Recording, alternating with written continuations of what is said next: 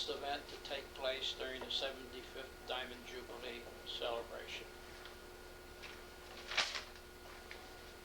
My name is Frank Palatucci, a native of Waunakee, born here in 1907, lived here all my life. Attended a Haskell School and the Montclair High School. Was the general chairman of the 50th Golden Jubilee celebration in 1968. And again, this year, general chairman of the 75th Diamond Jubilee event. We will start this program by introducing Doris Trusowitz. Doris Trusowitz, wife of William Trusowitz. They live in Haskell. Doris came here at the end of World War I as an infant, lived here most of her life. She has a remarkable memory of the people in this area, relatives, and so forth. And we're about to hear what she has to say about her memory and her experiences during her stay in Washington. So Doris, it's all yours. Okay. I went to the Haskell School, and I remember most all my teachers, and I went to Butler High School. And then I got married in 1942. My husband was in the service. And I remember most everybody that lived in this area when I was a child. I was talking to Frank before, and I told him. I remember Burnside, where the family was named Rogers, and on the other corner of Burnside was Jensen's. And Mr. Crawford lived across the street in the house that's now the like a nursing home, Mardell's. Convalescent home. Yes. And next door to him was Shorter's. And I used to play with Helen Shorter. Her father was a judge. And I used to live on the hill. They used to call it the hill behind what is now Wister's Hill. They now tore that house down. And I remember the Conklins up on the top of the hill. And I remember John Conklin when he was a young boy. He must have been, I don't know how old he was, but I remember him walking around the area. And we always used to go back up Peach Hill and sleigh ride, like Frank said he did too. And his father had a store down where he lives now. It was a dry goods store. And my mother walked down with myself and my brother, and she bought him a suit with a khaki shirt, top, and it had a sailor collar, and it had a whistle on it. And when he was in the first grade, they took his picture with that suit on. And it was next door to them was the tailors. The Della Pennas had a tailor shop. And I remember my mother going to the tailor shop. I don't know if she was bringing something there, but she was talking to Eleanor Della Penna. And I still remember that, and I talked to her about that. I said, do you remember when your father had a tailor shop? She said, yes, she remembered. So, and then we had the women's club, and we helped build this women's club, the Waunakee Borough Women's Club. And we had hoped that we would have a room here, but we never did get it. And when we were in, we belonged to the women's club for 50 years, and we just couldn't get any more members, so we decided that we had to let it go. So I guess that's about it. Oh, but I have this Bible. There used to be a doctor in town. His name was Maines, Dr. Maines. He lived up Midvale, across from the post office. And he had two daughters. And one worked in the post office. Her name was Grace. And the other one was Amy. And she was the Sunday school teacher at the Dutch Reformed Church. And she gave me this Bible. She gave all our, and it says, December 25th, 1932, Doris Conklin from Amy Maines. And I treasured that all my life. So I thought I'd bring that one. That's about it. Very good. Hi, ladies and gentlemen. He's going to read it. Introducing Lewis West, Sr. He's born in Bayville, Long Island, New York, on May 6, 1913. came to the Ringwood Manor in April 1920. He moved to Hewitt in 1936. Moved to Waunakee in 1955. His occupation, he worked on the Hewitt estate for a short period of time. Went to the Ringwood mines, worked in both the Peters and Cannon mines. Transferred to Supply House. Stayed until the mines closed. Went to work in the Ringwood Company stores. Managed the Old Country Store and the Erskine Preserve for 20 years. Also in charge of care of Long Pond, now a historic site. Managed the Ringwood store for 1 year, a total of 27 years. 1954, the Hewitt holdings ended. Worked for Venezzi's Auto Supplies in Haskell as a route salesman for 5 years. George Brewster, mining gravel in Waunakee for 2 years. The North Jersey District Water Supply Commission at Waunakee Reservoir for 19 years. 3 years of working life lost due to injury. Now we'll hear what Lou has to say. Okay, Lou. Good afternoon, ladies and gentlemen. It's an honor to be here and be a portion of the 75th anniversary of the borough of Waunakee. As you just heard, that I didn't move into this town until 1955. I do not have too much on the history of Waunakee itself. I don't consider myself a historian, but I do collect historical data, and I study it before I release anything to make sure it's honest and true history. And from that, a lot of history has rubbed off on me, I will admit. I have things throughout the country. I've just finished my stories and so forth with Theodore Roosevelt in Oyster Bay, Long Island. I have a room in the Ringwood Manor. I have a number of articles throughout the country, but that brings nothing here. One thing I would like to speak in regards to Waunakee is that I was a youngster. I would judge, I was around 12 years old, 1924, 25, somewhere around there. My father was the superintendent for the Hewitt family, the Hewitt estate. The Waunakee Reservoir was under construction. There was a legal battle, of course. The confiscation and so forth. All these things were in court. And Sally Hewitt wanted part of the Freedom Furnace. She wanted to save as much of it as she could possibly get, but iron only. So my father went down to Patterson and he contacted the Dizelle Trunking Company. The Dizelle Trunking Company took the contract and they come up and it took the lintel and the crankshaft. They were moved up to Ringwood. Also the U-bars and the brace bars. They were moved up to Ringwood and they are on the Hewitt estate. As you enter the great Hewitt estate, you'll see the lintel on the right-hand side in the entrance. As you pass up there, what used to be the locust lane, you'll see the giant water wheel shaft. My father wanted to put it on piers. Mrs. Hewitt would not allow it. She wanted it on wood. My father put it on wood. The wood is rotted away. It's slowly sinking into the ground. I'm in hope someday that it will be recognized that it does need attention. Of course, it's one thing that won't deteriorate overnight, but Mother Nature does wonderful things too.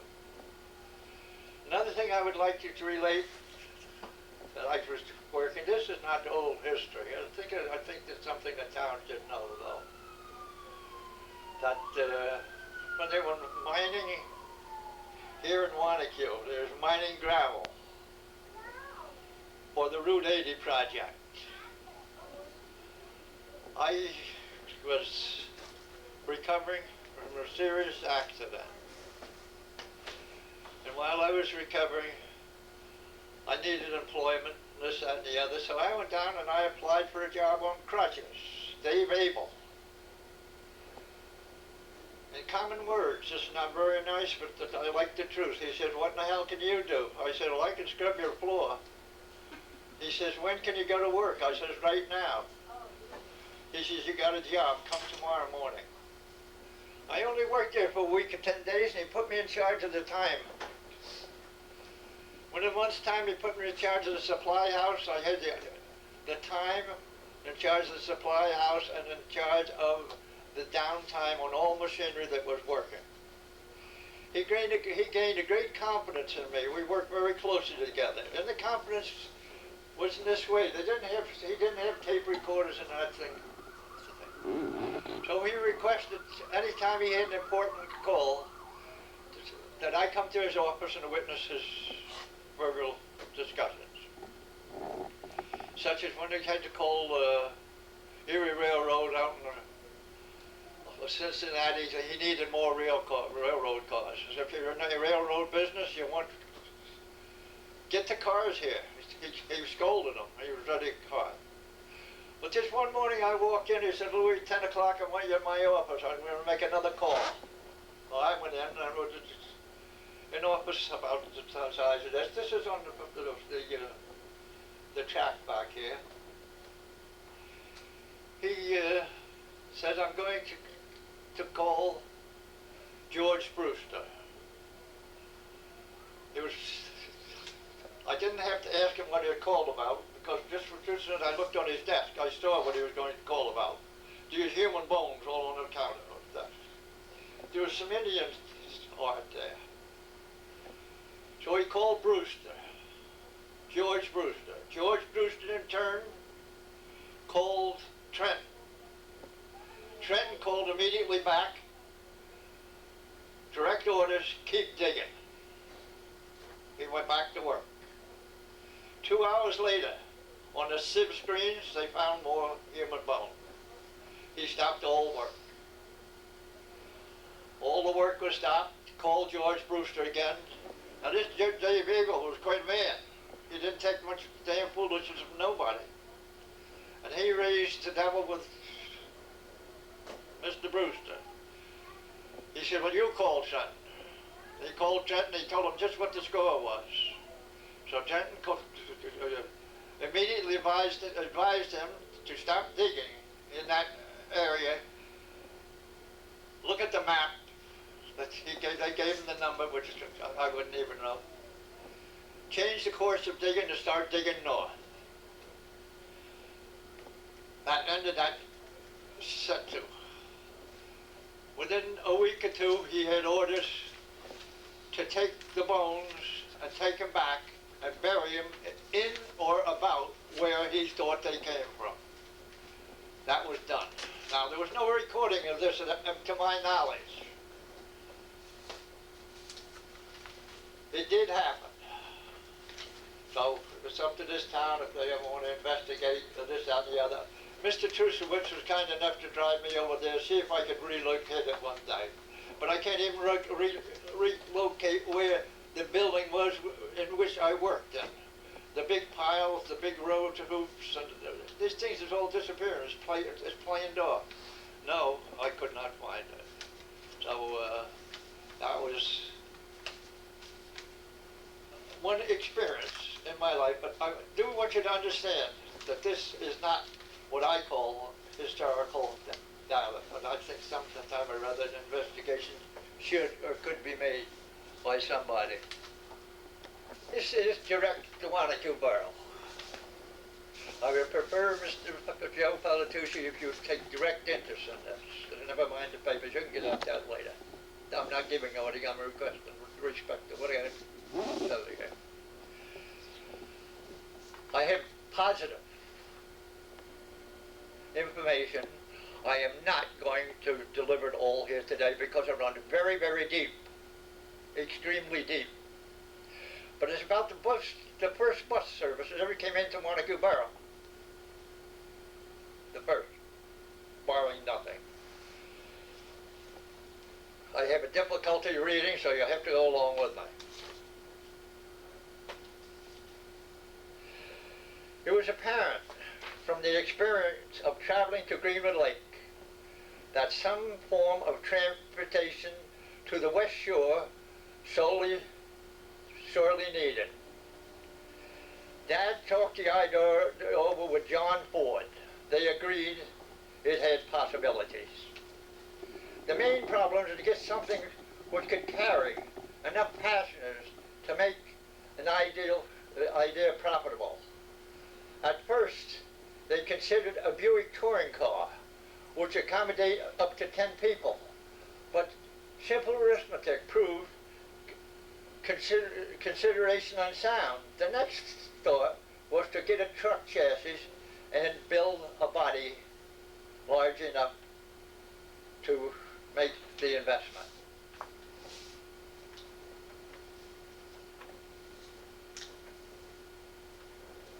I didn't think you were listening. I'm Oh, listening. you're listening. I'm listening. It was agreed to go ahead with the purchase of a 1-ton little giant truck chassis made by the Chicago Pneumatic Tool Company. The partners each put up half of the needed money. The chassis had to be ordered by mid-March if the project was to be operational by Decoration Day, Memorial Day. Chassis specifications were secured and used a design body which fit. Dad, the carpenter, built the body at Garside's blacksmith shop on Church Street in Halden, New Jersey. Once the floor and sides were placed, Garside bent the roof supports of the big iron U-bars which made the roof from one side to the other one up and across, and then down the floor, the opposite side. The supports were set at regular intervals.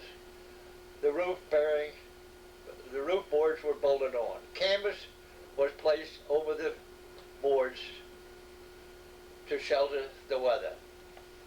The body proper began just back of the driver's seat. The driver's seat was right out in the open air. There were 2 windows rolled down curtains and for the rainy days in such weather. The driver used a horse blanket with covered all but his head. The seats were built along the sides to the back, a let-down tailgate to the rear. The open center aisles were associated standees would help meet the expenses of the early years. There was great interest around the town as a new venture began to take place. When the chancy arrived, a gang of sightseers, or 20 or 30, gathered to the blacksmith shop to help get the body installed. They stood the body on the end. They backed it up to the chassis and then gently lowered it down into position. As the final step, Garside applied the irons and to connect the body and chassis. The first bus was together, readily and ready to roll just hours before just hours after the assembly began.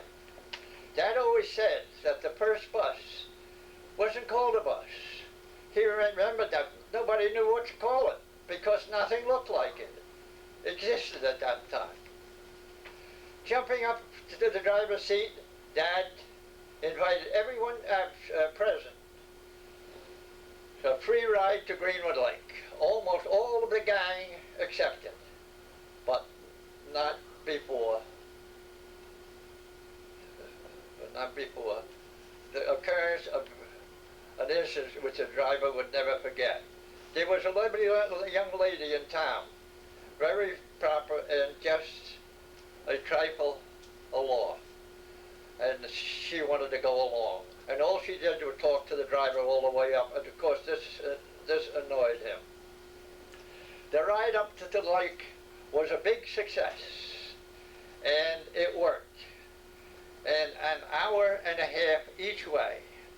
So right on time, Decoration Day. Please listen to this, please. On Decoration Day in 1913, the first regular scheduled bus service from Patterson hit the road, and Dad behind the wheel. The Patterson Mid-Rail Green Lake Transportation Company was a fact. There's your first bus.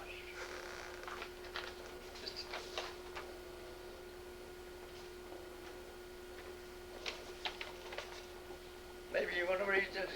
No, if you want me to, that's fine. It kind of bothers my eyes. All right, bothers you. But read it distinctly so these gentlemen know. All right, I'll read it slowly too. An 11th hour decision resulted in a second Little Giant bus, only days after the Memorial Day kickoff. The partners decided that it would have to be double or nothing. One vehicle just wouldn't cut it. A call to the Patterson Vehicle Company, source of the first chassis, proved very successful because they'd put one in stock. Dad set about working night and day on the body, and the second unit quickly joined the schedule. As the word spread about the new service, people flocked to the buses in the old scenario of a trip to the lake. You took a trolley which connected with the Totowa line, which in turn connected with the railroad at Singak. It took most of the day to get up country, and then you were on the east shore. If your camp was on the opposite shore, transfer by boat finally ended the marathon. The bus beginning in Patterson and picking up all the way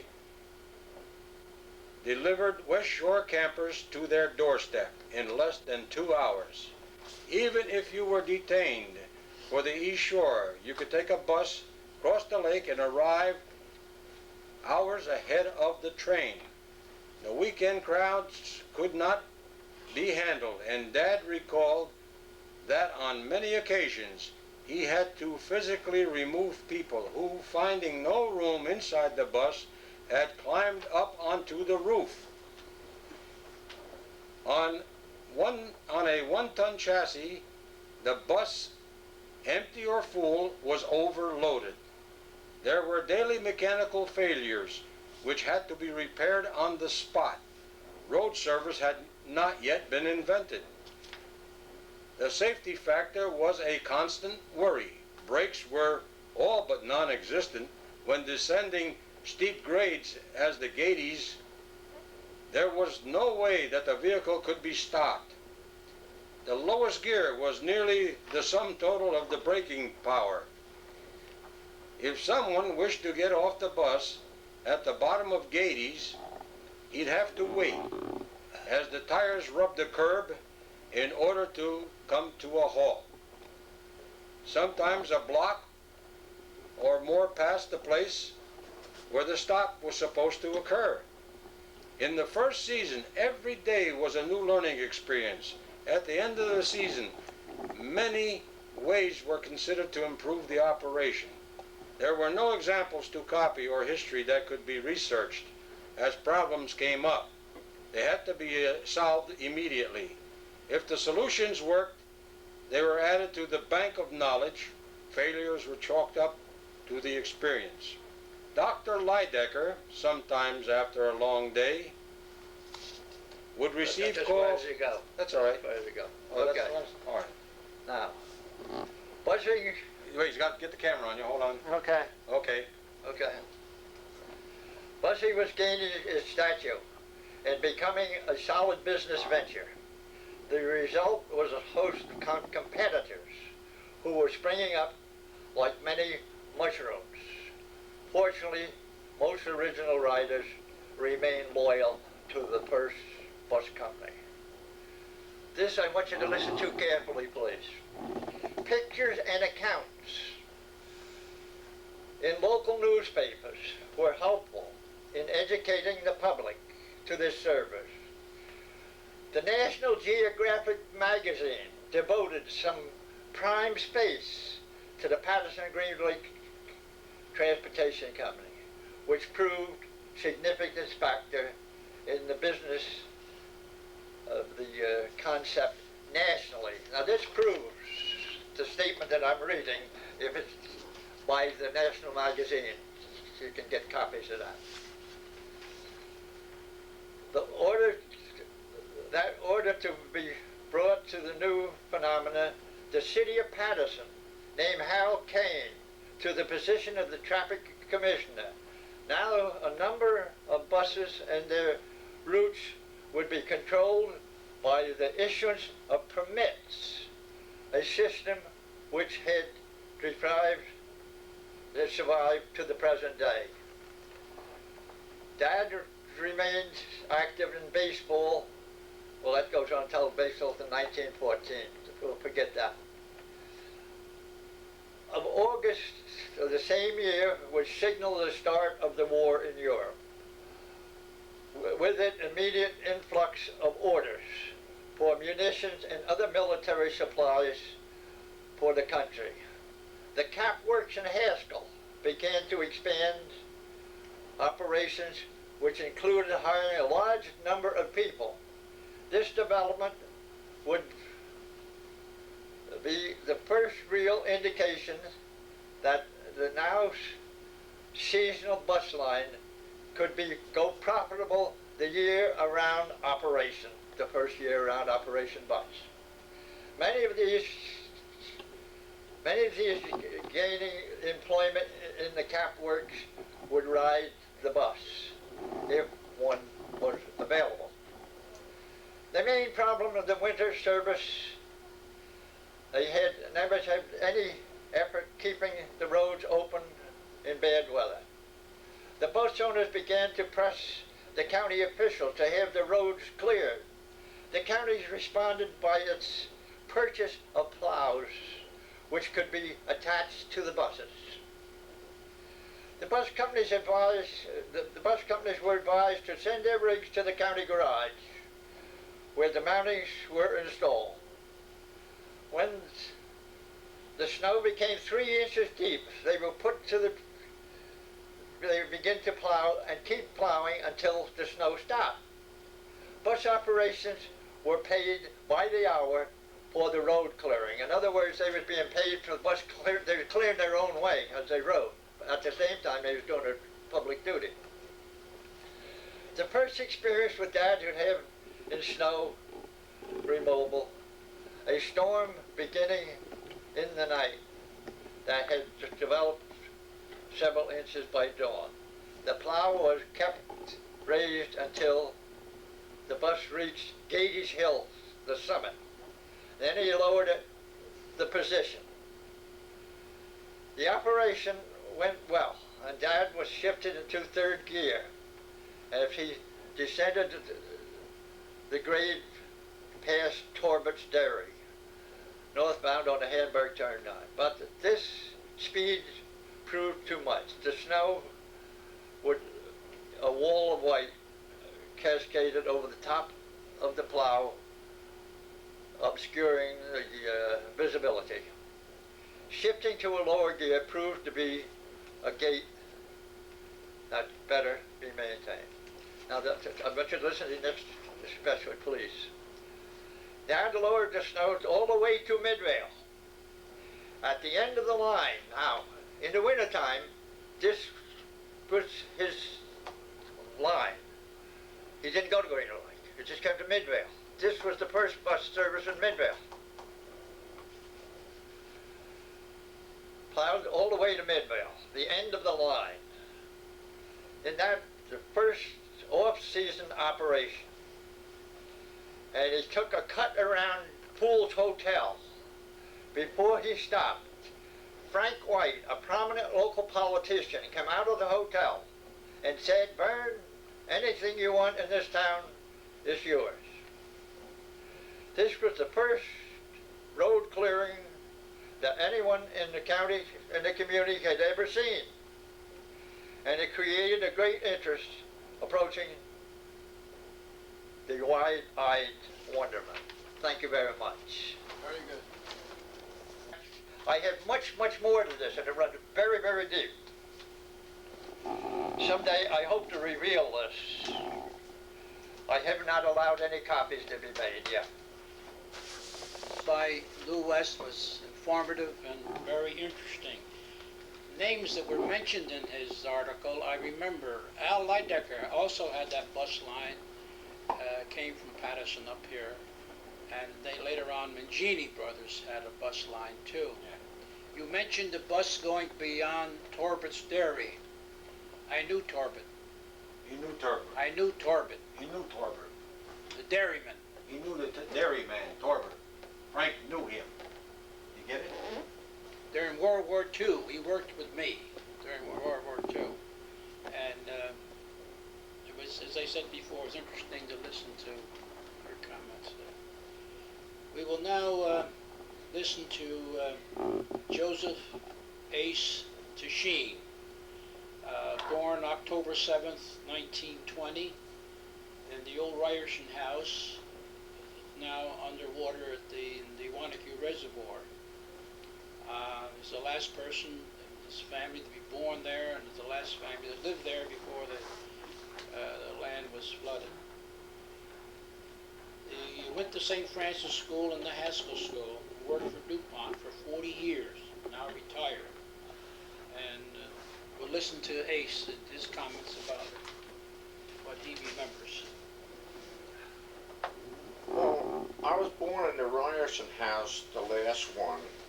There was a hook road, they called it then, Waunakee.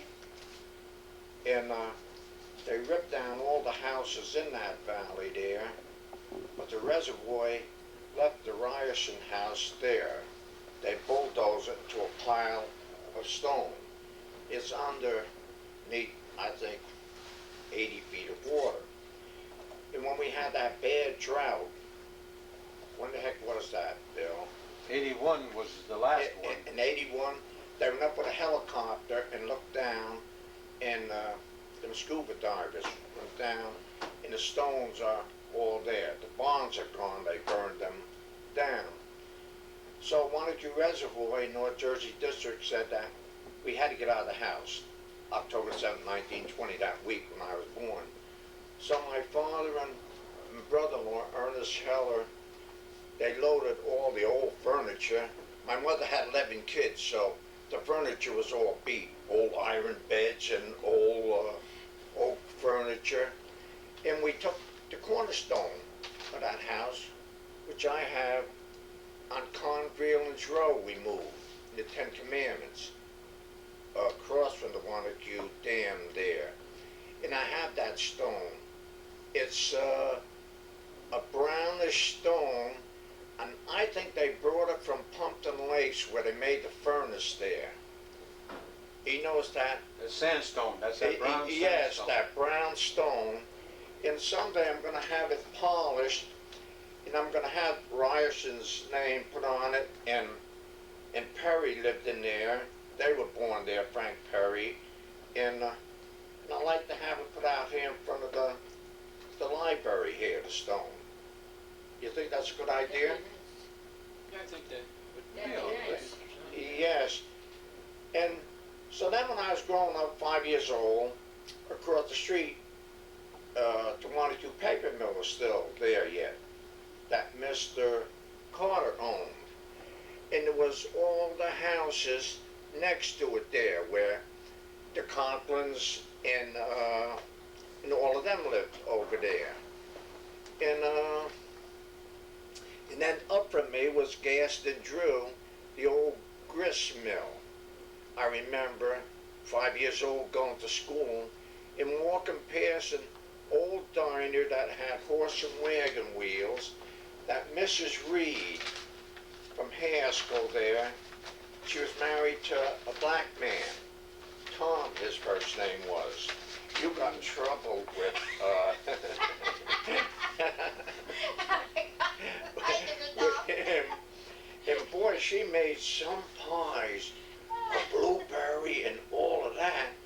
But we used to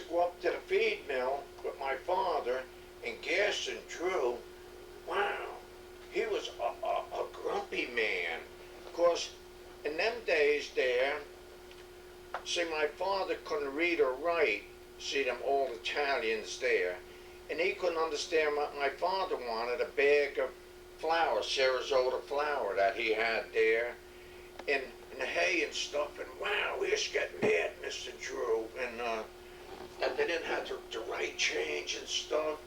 And then my sister, Mamie Heller, wow, you remember how she was?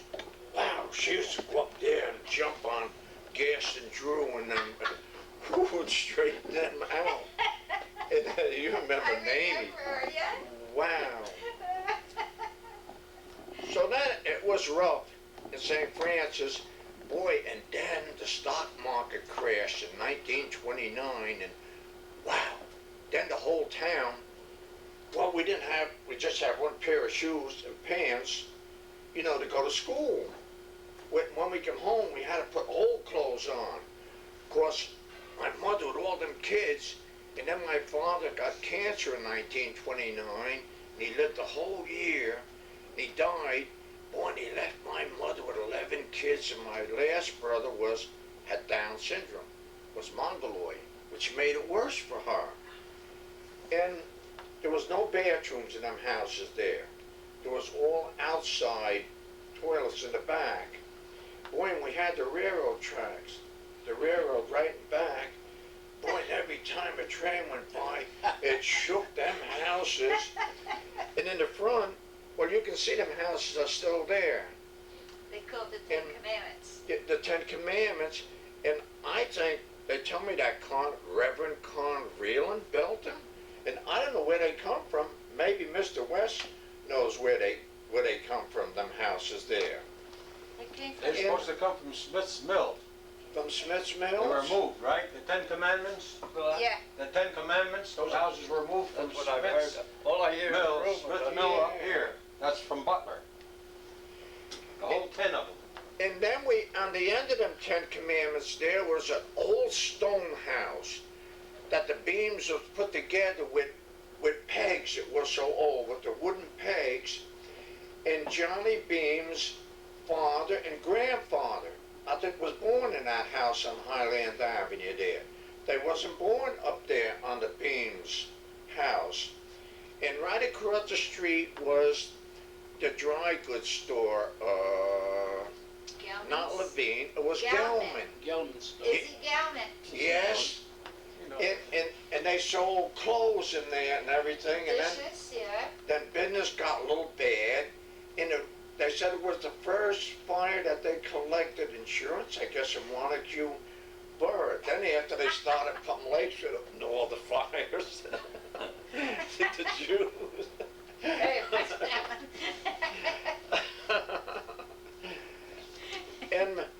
But I remember going up where Flip's bar room is, and it was an ice cream parlor. And I was 5 years old when I was up there. And there was Mary Bella, and Flip was young then, with my father. And I still go there on a Saturday night now in Flip's, and I sit, and every Saturday night, 12 o'clock, two cops come in, and they stand behind me and laugh, and they say, "How much service you got coming in that front door?" I say, 60-some years from the ice cream parlor to drinking, and they laugh. Yeah, and I miss Drew's field there, the apple trees. We used to get the apples, and the old maid she had was always sitting on the porch. You remember Sarah? No, I used to go visit Mrs. Drew in Yes. church. She used to go Mrs. to the Drew. Dutch Reformed Church. Yeah. Used to go to the Reformed Church across the street from me there. Yeah. So then, through the years there, my first car was a horse, believe it or not. A riding horse that I rode in the back of my house, where they dug all the sand out. And the second car was a 1924 Model T. Wow, and I couldn't handle that son of a gun. I had 3 pedals on the floor. I used to always crash into the garage with it. Boy, and then I got a Model A Ford. Wow, with the shift and clutch. And that was something. boy, then after that, we got the world's first front-wheel drive car, a 1930 Cord that they sold on Fifth Avenue, New York, and that stopped traffic in town, that car. That was some car. And now all your cars are front-wheel drive. Got superchargers on it. Yes, and boy, I never thought that I would go to such good automobiles, and I bought the first new Corvette in 1958, then another one in 1972, and everybody in town said, "Ace, are you nuts spending that much money?" And wow, from a poor kid there with all them kids, and I always told my mother, I'm gonna have the best cars in town before I die. And well, Mr. Carter had the first car. It'll be in that book there. It looked like a 1905 Cadillac or something there. Chandler, probably. Yeah. First cars were the Chandlers. And my My brother-in-law, grandfather had one. my brother-in-law and Cy Goodfeller, there were the first mechanics. Of course, when Mr. Carter brought it to the paper mill there, he used to call my brother-in-law was a big German, Ernest Heller. So Mr. Carter gave him a nickname, Dutch. He said, "Dutch, Cy, come outside, I want to show you something." And they went outside and looked, holy, where the heck did you get that, Mr. Carter? And I don't know where he got it. So that's where they both learned to be mechanics. They experimented with that old car of Carter there. But back, my mother said, when they lived in Hook Road, that Mr. Carter was some man. Every Thanksgiving, Christmas, turkeys, a bunch of food, and give all the poor people in town $20. Was $20 then, wow, it was a lot of money, but she said he was really something. And he built our municipal building there. And we used to have bowling alleys downstairs, and upstairs we used to play basketball. And we had silent movies there. You remember the silent movies Yes. we Yes. had there?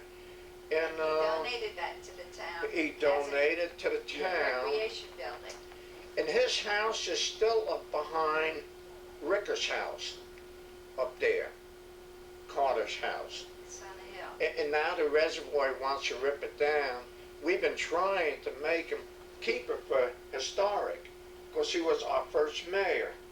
And we finally dug up a picture of him that my sister Mamie Heller had of Mr. Carter. And a good-looking man, tall and always with a nice suit and tie on. Yeah. And gee, now in relation to everybody in town, to all the Cisco's, and Laird that used to run the Ringwood store, one of the Ringwood stores. Mr. West probably remember. Mr. Laird, you remember Mr. Laird? Robert Oh, Laird? Yes, was relation to me. I took his job. He took his job over after. Oh, he Oh, took yeah? his job after. And one of them ran the railroad. He was an engineer, and he used to run the ice train from Greenwood Lake to New York. One was Frank, an engineer? was Frank Yeah, Laird. that's right. Yeah. Brother. Yeah. And I'm relation to Hellers and the Delapenners and Croniac and Solos, and my one niece is half a Conklin.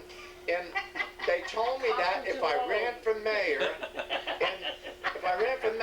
and Roberta's, and if I ran for mayor in Waunakee Borough, that there's 400 now in that clique, I would win it. Sure. They're good file relations. Yeah. Yes, and you know, going around for this here book was, one of the best things I ever did in my life, because I got old pictures from Mr. West and Mrs. Conklin and all the people in the town. I've been in half of the houses, and boy, and It was great. Yes. So Everyone I opened the thank door. you. Thank you Everyone very opened much the for doors. listening to all this. Yeah, very good. Okay. Okay. Ed Lennox, an archaeologist from Wayne, was scheduled to appear here today, but unable to. But he left us a note here, a letter. It's quite lengthy. I won't attempt to read it all, but I will read the contact period between 1600 AD to 1750, and that's related to our time. And it reads, the settlement of New Amsterdam by the Dutch in the early 1600s initiated the contract between the Indians of northern New Jersey and the Europeans. Following this settlement, a regular pattern of Indian-European trade developed, and the Indians began to acquire European-made tools and ornaments. As this trade increased and continued, items of European origin occurred with greater frequency to Indian sites. 12 small temporary campsites dating to the contact period have been found in the northern highlands region. During the contact period, the Native Americans encountered by European settlers in Waunakee were Munsee speakers known as the Delawares or Lenape. I'm sorry that Mr. Lennox couldn't be here to go into more detail with this, but maybe at a future time. Now we're getting ready to listen to Bill Trusowitz. I'm William L. Trusowitz. I'm from Mull. I was born in Mull, August the 5th, 1918, on Breakshoe Place, New Jersey. My family owned the first bakery in Mull in 1922 to the year of 1937, named Mull Bakery. In 1939, I worked at the Breakshoe and Foundry Company. 1941, volunteered for the U.S. Army. Returned to the Breakshoe Company in 1945. That was in December when the war ended. 4.5 years later, became a molder in the plant. I was a molder in the foundry. 1953, received a civil service appointment for State of New Jersey Department of Law and Public Safety, Division of Motor Vehicles, and retired after 28 years of service. Have always been hungry for knowledge of history, especially local history. Iron and the making of iron always fascinated me. Collecting documents, researching, photographing, visiting mine sites, furnace sites, lime kilns, iron ore, roaster sites, mill sites, or anything in the line of history. Last but not least, had the great fortune of being a close friend of Lewis P. West and the author of Vanishing Ironworks of the Ramapo, James M. Ransom. Also, archaeologists Ed Lennox and Gregory Bobenreuther, also George Selmer and others. But if it wasn't for Lewis West, I wouldn't have half of his history. So he's a great guy to me. Thank you. Now I'm going to go into the Freedom Furnace. Before I show the pictures of the Freedom Furnace, I can elaborate a little on the Freedom Furnace here. It was a hot blast charcoal furnace. It was erected on the Ringwood, they call it the Ringwood River, but actually, that was actually the Waunakee River. Yeah. But this was out of the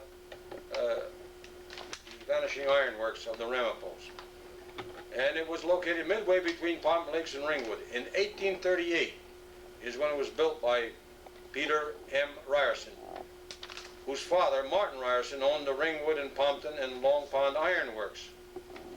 I'm going to eliminate some of this here. There's too much to read here, and I'll go into this too far. The Freedom Furnace, also known as the Waunakee or Ryersons, constructed largely of gneiss rock. That's G-N-E-I-S-S. That's the spelling of gneiss rock. It had sandstone arches and had fire brick lining. It was 30 feet square. Its height was 55 feet. The name Mr. M. Ryerson and the date, 1838, were inscribed on the lintels of the furnace. Now those lintels are now in Ringwood Manor, as Lou had said. The date is clearly on those lintels. You can see it there anytime you go up there. It's near the booth. In 1854, while under lease by Wallace and Conklin, Conklin spelled C-O-N-C-K-L-I-N, the furnace made 2,000 tons of iron for Pompton Rolling Mill out of ore from Iron Hill, which was the Blue Mine, and that's near the Roomy Mine. Several miles to the south of Ringwood, it went out of blast in 1855. The old furnace stack stood until 1928, when it was demolished to make way for the Waunakee reservoir. And that's about all you need to know on that. Now I'm going to go into the iron mines in the local area here. There was the beam mine. I have no photos of this because there's nothing much to see. But the beam mine, lying 3/4 of a mile southwest of Haskell, New Jersey, in a vale, between two knolls, I'm sorry. This old mine was reopened in 1875. A small amount of ore was taken out before the mine was abandoned in the same year. A 20-foot shaft was worked on a vein 4 to 5 feet in width. Today, 2 shafts and a few sizable dumps can be seen. The dumps are the tailings from what they took out. It's iron ore mixed with rock. Now the Blue Mine, I won't say anything about that now because I'm going to show you photos of that later, and I'll be elaborating on that. But now there's another mine right here called the Brown Mine, and that's right just east of the Reservoir Dam, the Raymond Dam. It's about 1/2 mile from there. The shaft is 26 feet deep, and the vein 12 feet wide. It was opened in 1874, and ore was taken out. Work then stopped, and the mine was closed until February 1880, when it was reopened and worked again for a short period.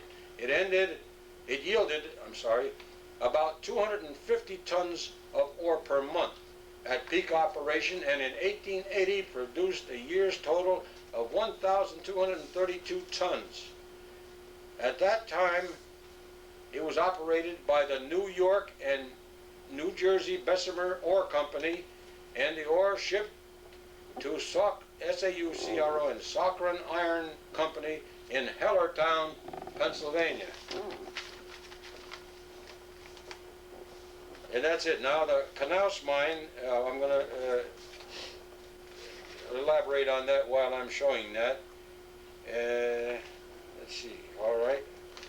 The first thing I'm going to start with is the Roomy Mine. So I'll get to the entrance of the Roomy Mine. It's also called Laurel or Red Mine. It's located 3/4 of a mile northeast of the Blue or Iron Hill Mine. It was probably opened shortly after 1840. Extensive operations were carried on here through an adit in the side of the hill above the water level. The passage can still be entered and followed for a distance of about 50 feet. Now that's the entrance there, but when you go through that entrance, there's a big open space there. It's enormous. It must be at least 20 or 25 feet in diameter. You see, this is the roof, or the upper portion. They had blasted it from the top and went in to get iron, and they also came in from the side, where you see the open light there, and they were getting iron ore from there. And they were doing this all with black powder. In those days, that's all they had. There's the opening in the top. That's like that's where you get the light from, which you'll see in the next picture. No, it's not there. But anyway, there's the entrance. You have to bend down to get underneath that first, where my son's sitting. He had to bend down. But once you get beyond that point where he's sitting, it's you can stand upright. It's about 7 feet high and about at least 7 feet in diameter, if not more. Now see, that's the entrance. Now you're inside now. You're getting in. You're on the inside. And this is looking out with this, my son sitting there. See if I can get a better focus on it. That's about as good as I'm going to get it. And that's looking out. This is inside. And this is where it ends. That's about 60 feet in, and it comes to a Y, and that's the end of the mine. It's a horizontal mine, and you just walk in straight. It's a little muddy in there in spots. This is now the a blue mine. Now the blue mine, I have it here.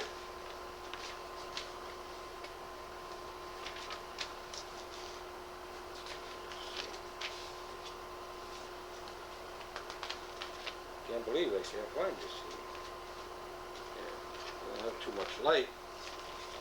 But you see there's a lot of cement work there, big studs sticking out of the cement, and that is the entrance of the mine there. I can't believe that I left that portion home. Isn't that something? Well, anyway, let me show you the next slide. There's the mine itself. It's filled with water and has been filled with water for a long period of time. And I have some notes on. I'll relate to that later on after the show, telling you more about the year that this was worked and when it ceased working. This is tailings from the mine. That's some of the ore that they didn't use. It's mixed with rock, a lot of rock, and there's an enormous amount of that around that blue mine. And there's some stone work and all, and my son standing on it to give you an idea of the size of the hill there. This is the Freedom Furnace and the bridge that crossed the Waunakee River. And this was taken in 1906. The circuit date on there is wrong. Lou even seen that it was wrong. Because Vernon Royal is standing on the bridge, and that's his dog behind him. And the reason we know that is because he gave Minnie May Monks, a writer, which many of you may know, a picture, this very picture, and he said that was him and his dog on the bridge and the Freedom Furnace in the background. Now, this gives you an idea where the river was in comparison to the furnace. So that's before they took and grubbed the area and dug out all of the sand and gravel, whatever was there, and stripped it. Maybe you get an idea just how that the other pictures that I have relate to this picture. Now, when the water was going down, the first glimpse I got of the island where the furnace was supposed to have been located was coming out of the water because the water level was dropping, and you got to see more of that island. So as time went by, of course, this is the furnace that was established on that island, but you'll see later on what was on that island because I took pictures of it. I entered over the ice and got on top of that island. Well, you see on the top of that furnace on the right forefront, on the right side, there's oval pipes. Well, that was for the hot blast. This furnace was a hot blast furnace. They used charcoal. They used between 180 to 240 bushels of charcoal to get 1 ton of iron. So the mountains and all the woodlands were almost depleted of wood because of the hungry furnaces for the charcoal. It took that much. And we really were running into trouble until they start using hard coal, anthracite coal. But that didn't work out too well because the blacksmiths and different iron workers didn't like the ore. It was harder and brittle, and they complained. So anthracite coal wasn't the answer. If you go upstairs, you can see on the display there the difference and different items that they use, the different ingredients to run the blast. They had not only the charcoal at this time, but they had to use a flux, which was limestone, and they had put that in as a flux, and that raised all the impurities to the top to run out of a slag hole. You'll see slag up there. I have it on display, and what that looks like. But what saved the woodlands in this area was that in Britain they developed coke. Coke was made from soft coal, bituminous coal, and it burned clean. It was a very hot burning material, very hot. It was perfect because when it burned out, it practically powdered, it disintegrated, and that was fine. There was no residue left from coke, and that's really what saved our forests. Was the coke, and of course they also got another byproduct from coke, which was gas. But you got to get credit England with the discovering of coke. And there's the furnace. That was about 1925 where you see this. It could be even earlier, 23. That was the furnace there on that hill. Now here's the debris from that furnace. In other words, they wrecked everything. There's the red sandstone, or slate rather, that they lined the furnaces with. They lined that before they had brick. Later on they had brick, and I got one brick on display upstairs too. But you can see some of the rubble from there. That's called a salamander. And now people say salamander, they know them as insects, not insects, but as, what would you call them again? I can't remember the name. Efts or lizards, they call them, yeah.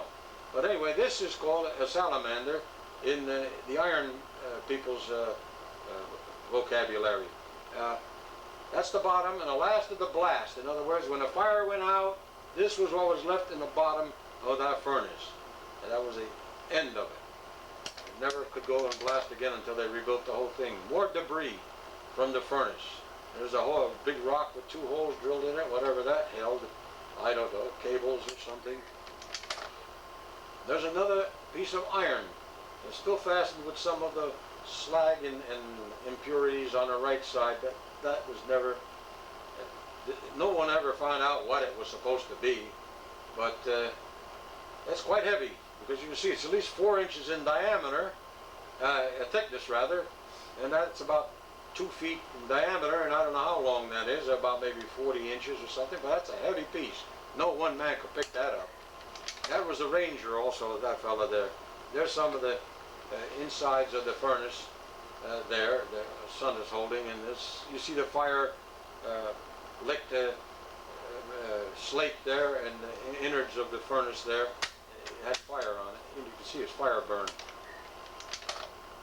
This is part of the piping that went into the hot blast, that worked up inside the furnace there somehow. That's laying on the dam. That's right on the side of the dam. It's laying there half embedded in the dam. This is the island as the water receded further. As a matter of fact, there was 2 islands. Now we're looking from the Furnace Avenue Dam, and we're looking west. That second island is the one where all of the debris and where the furnace was. Now where that bridge was located that we've seen is hard for me to tell. Well, maybe somebody here would know where that furnace was in relation. The second one, over the other side of it, right? I thought it'd be in here, because the dam is over here, right? And that's going in Stone Town, that mountain. Well, that's over going there? toward, yeah, that's west of it. But, now where was that charging bridge? You couldn't come from the other side. I can't see how it could be approached. Now let me show you further, and then you'll get an idea. I kind of think that the furnace was on the other side of that second island, below it.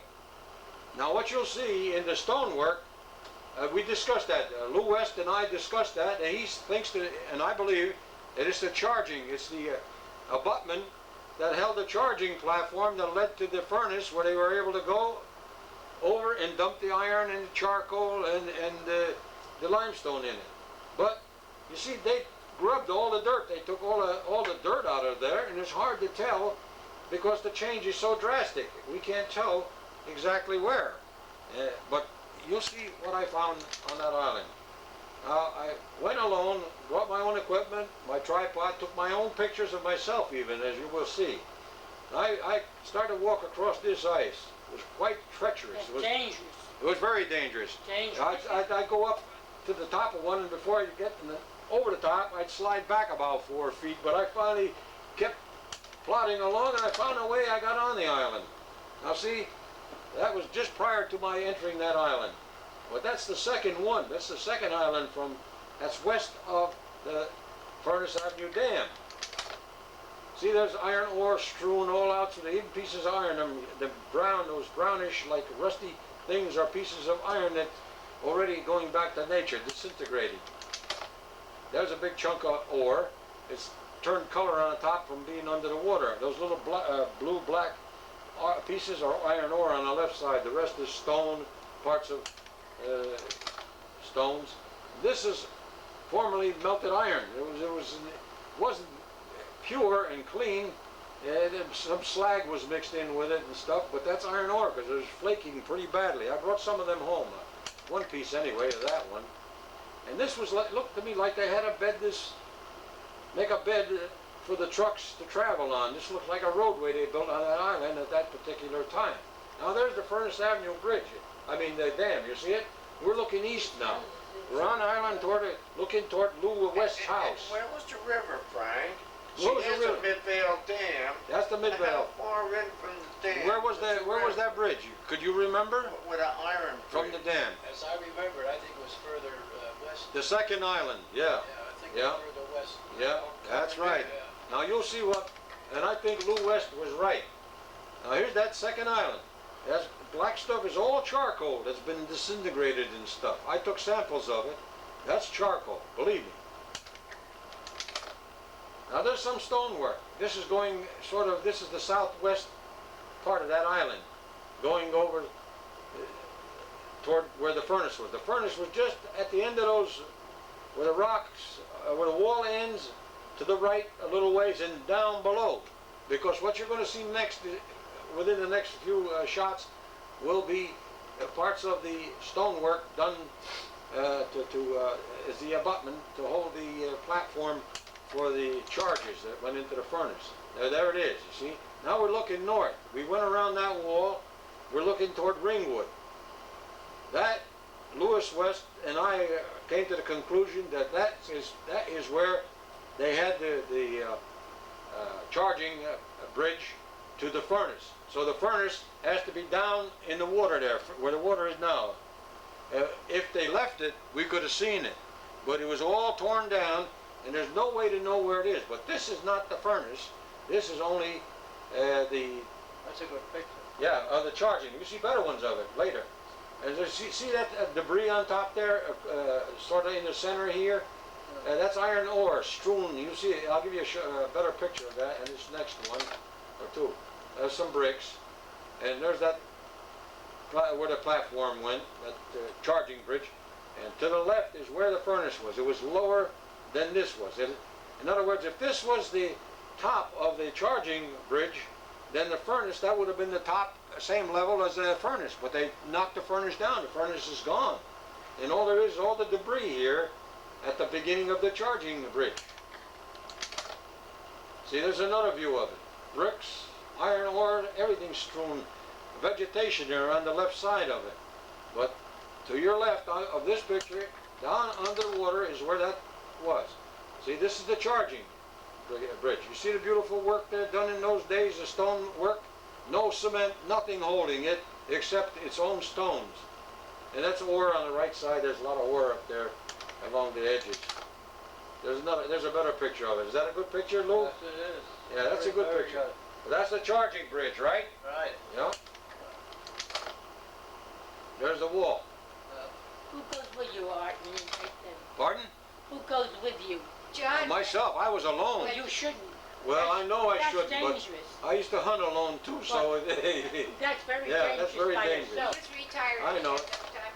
No nobody else. See the ore? There's more ore and everything. It shows that this is where they were carrying the stuff over. This was the storing area for going to the furnace. And the furnace was way over to your left, which was west of that location. There's the iron ore. There's all of it laying all over the place. Cedar tree stumps all through the area. That's part of that wall too. It's a different view of a different side. Now there's some, I got some of these articles. The one on the right there I took home with me, and then one on the left of that, I took that home. Don't ask me how I carried it, but I was able to. I took my own picture. That top is that round piece that was on top. I told you about that furnace on the top on the right hand corner. You seen that the curved piping up there? That was for the hot blast. That came off the top. And that happened to be there yet. That's still underwater right now. I couldn't take that home. I would have. I could have. Now we're going into something else. We're entering another phase. And of course Ace knows this area like a book. Yeah, right across the street from my Right house. across, yeah. Right across the street from This was the boarding house you said, or what? Yes, the guys that worked on the dam. Yeah. And this Yeah. house, Yeah, I'm pretty sure the Conklins lived there. you think that's a Conklin house? You think so? John Yeah. Conklin, maybe. John Yeah. Conklin. John Conklin might have. Yeah, John Yeah. Conklin. Yeah, that one. I don't know this one. Carrigans are somewhere in here. No, not Not there. one of these? No, that was No. in Lyons Avenue and it All went right. around. You'll see Yeah. that on another photo. And I think Jenkins was Yeah. one of them houses. Here There's it is. Mr. Venezia right there. Mr. Samuel Venezia, Sr. Senior. This is Carter right here. Carter, the first mayor of Waunakee. And this one here is, who's that, Ace? Tony Dendero. That's Tony Dendero. And this one Remember you know. Charlie Dendero had the grocery Yeah, store by the right. bridge? Yeah. His father, Oh, All right, yeah. and this one? John Dendero. That's that John put the Dendero. first firehouse up and, All right. and Villa's building and Dendero's. That's all we can Yeah. identify, right? And this man was Keogh. This one? Yes, he married his daughter, Eddie Keogh. There's John And Cassaz in the rear. this here is Andy Dendero with the pug nose. Okay. You remember that had the bar room? Uh-huh. See him? There's John Kazasser, Oh, our first cop with Harry Post. Right Oh, there. yeah. Yeah, the cop. There's Flip Villa, he looks like Bunny. Oh. And there's my brother-in-law, the big German, Ernest Heller. Oh, there's Heller. Okay, we got quite an identification there. Yeah. But Mr. Carter, they don't have a picture in town and they want to take his head in a big picture I can do for the that. municipal building, you know, to put Yeah. over Sure, there, our he's the one first that mayor. renovated the building. You It know, should be in there. Gee, he was always Tony well Dendero. dressed. Turn it down. Which one you want? This one here? Gee, a good looking man. Which one did you The want one with the identification? tie. Oh. And Yes. the straw hat. You want me to turn this light on No, for wait, you? I got a feel for the button. All right. It looks like that was working then. You see the smoke there? Now this looks like it was taken from where Sam Venezia's house is, or near where Carter's house is. We're looking north. Oh, The yeah. water tank is on the right over there, if you see it. Yeah. And this is the Ten Commandments, and we're looking west. Let's see if I can get it sharper than that. That's it. That's about it. Yeah. That's the St. Francis Church. And there's the old parsonage. See that house over there? That's where my grandmother lived. This one here. That one. That was your grandmother. On Lyons Avenue. Okay, that's gone. Yeah, it's gone. This looks like it's green swamp and the road going up through there, the Hook Road. Yeah, that's. It's all underwater. There's the two bridges, the bridge with the two side railings the kids used to walk over. It's in front of the Waunakee Reservoir. Frank used to walk on top Frank of did that, yeah. On top. Now this is There's a ticket. laying the rails over to the Drew. That's Drew's over here. Drew grain and feed and flour. And this is Ace's house Wow. here. And Ten look at, Commandments. look at my house then, it looks like them poor houses that's in the South Bronx. Yeah. Wow, the ghetto. Yes, they had then. There. There's Yes. flour mill. And here's that See? diner he was talking about. You see this diner? That's a Oh, there diner. was a Yeah. diner Tom there. Reed. And the Reed's train diner. used to stop behind There's a train here. there now The because you see man the smoke? used to stop at See the there. smoke there? And look at that Soda Sarasota. flour. We use that in our Wow. bakery, Mexico and Sarasota flour. So Wow. that's an old flour company. And straw.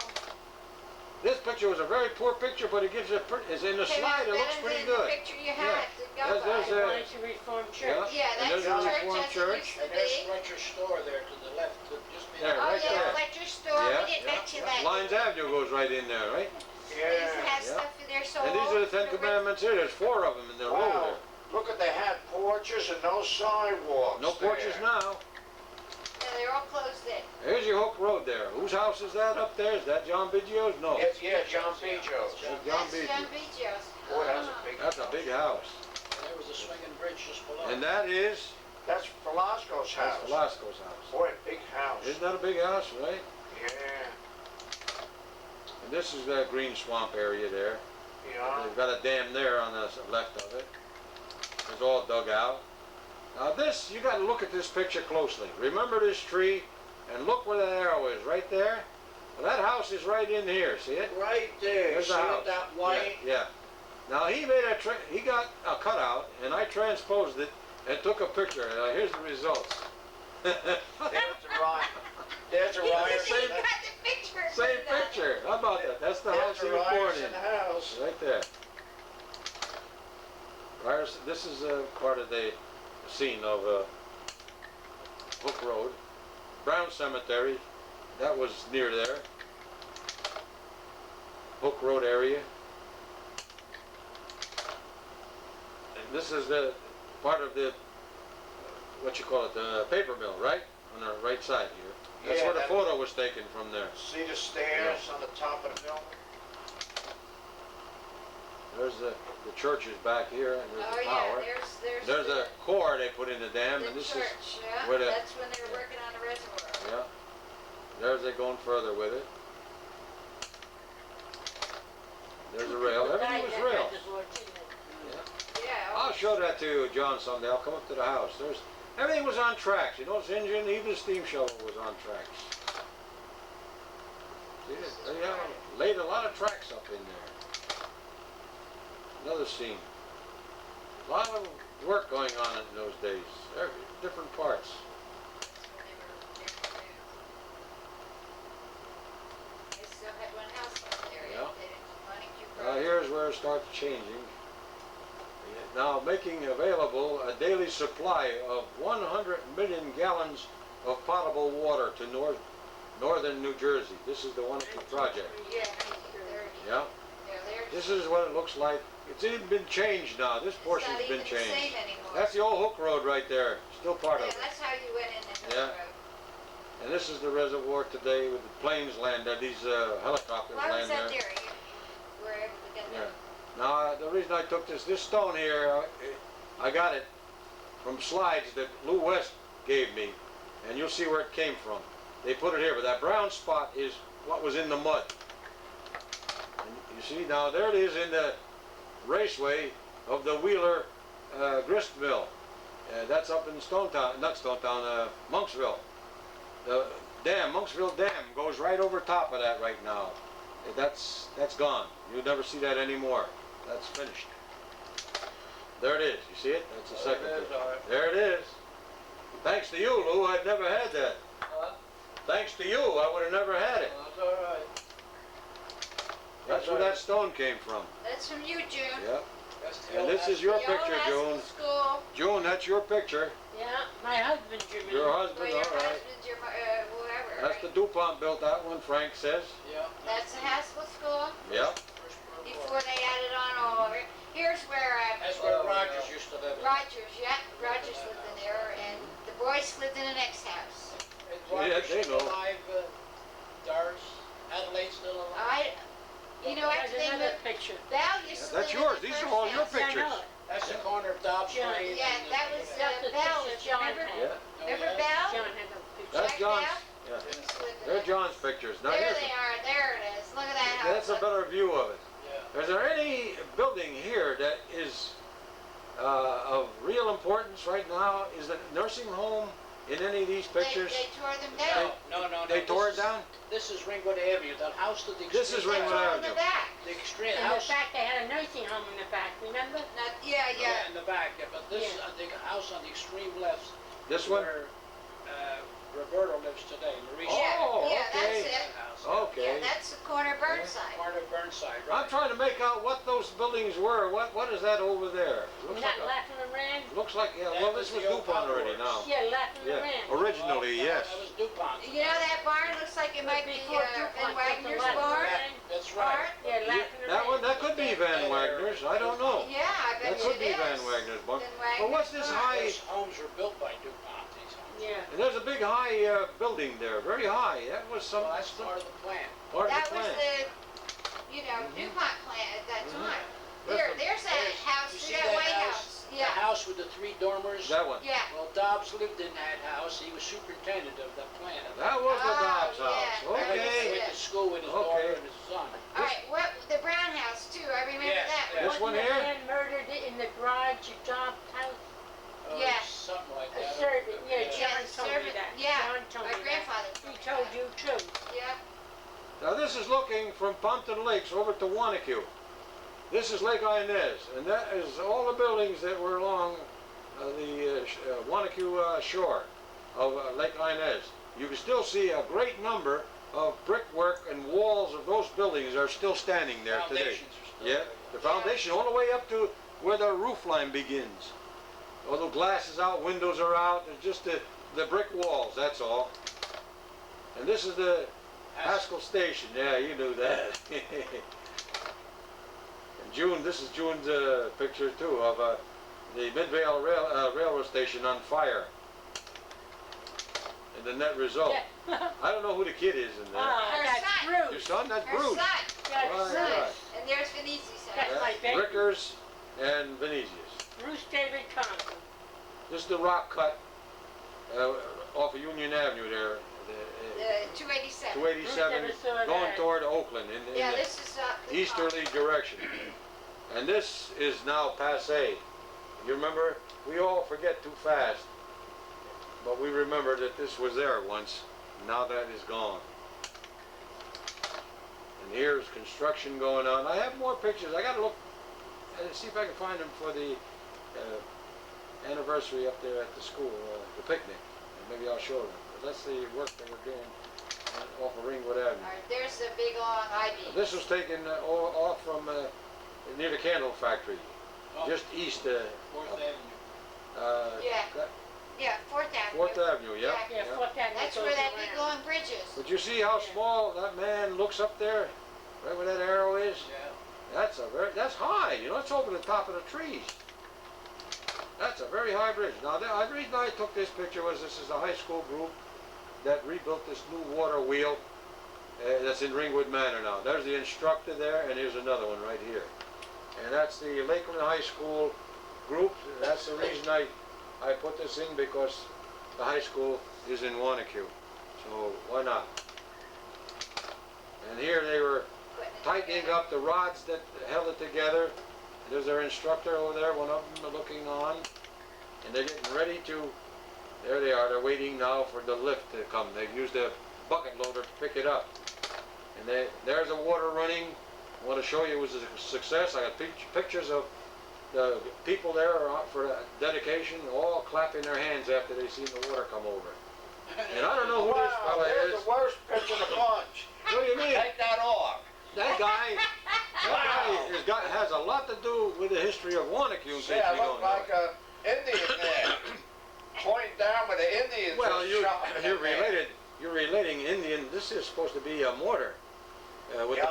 That's the the one Indians I use looked the stone for how pestles. many years and couldn't to find grind it. their corn. He met you and he He told still you where didn't it find was. the other. There's other two down on the bottom. Yes, the large regular ones. ones are down at the bottom. Very large ones. We're going to go back and locate them someday, but too bad we couldn't get it in time for the thing. Now, this is in the Waunakee Reservoir. Going back to nature, that's from Maxwell car, the block there. 4 cylinders, springs, rear end undercarriage, It's under the river. differential river, there. yeah. That was from a Maxwell. That's underwater.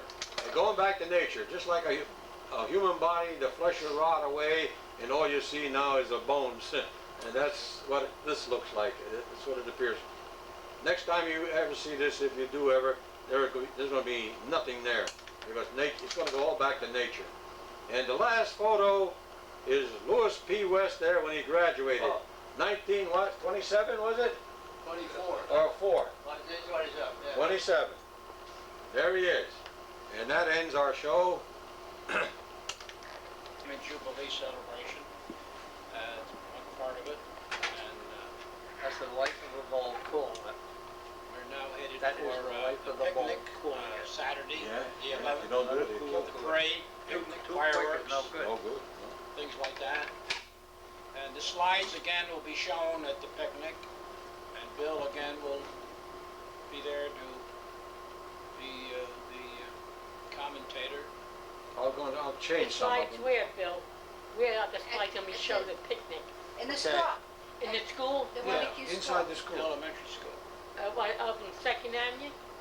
Is that Second Avenue? Yes. Yes, it Second is. Back Avenue. in the Second, Methodist Second Church. Street. Second Second Street. Street, but- Second Street. Could Billy be up from Oh, California? that's great. Then he'll see these. I want him to see I'm it. going to try to change some of these because I have too many of the Freedom Furnace He- Island